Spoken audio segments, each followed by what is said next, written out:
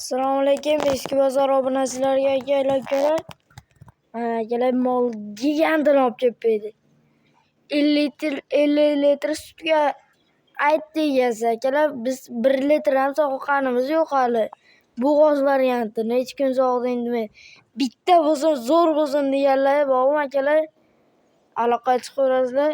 Mana shu mol sizlarga tavsiya qilaman akalar. 62 kam bor dedi akalar.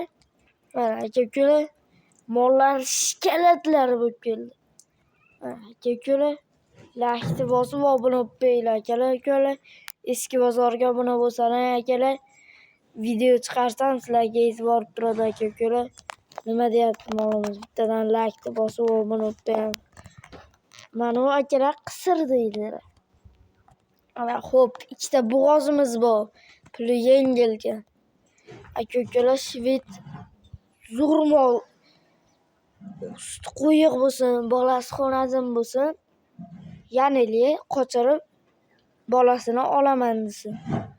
Aka-ukalar, yana bitta zo'r rossiyskiy germanskiy to'qonlaridan akalar. Egizak bo'lsa nima deyapti akalar? Egizakchi bo'lsa nima desin? Like bosib obuna bo'linglar eski bozorga aka-ukalar. Xo'p, aka-ukalar, xonazinda udaridan o'sha kichkina mollar ichida yotganiga ko'rinmayapti shekilli aka-ukalar.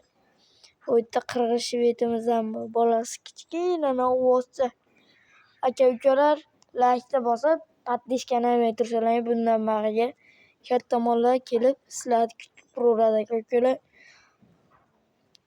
Mani qo'llab-quvvatlayotganlarga ham akalar rahmat. Tezroqda aka-ukalar, tez orada obunachim ko'payyapti bitta-bittadan. Aloqaga chiqaverasizlar.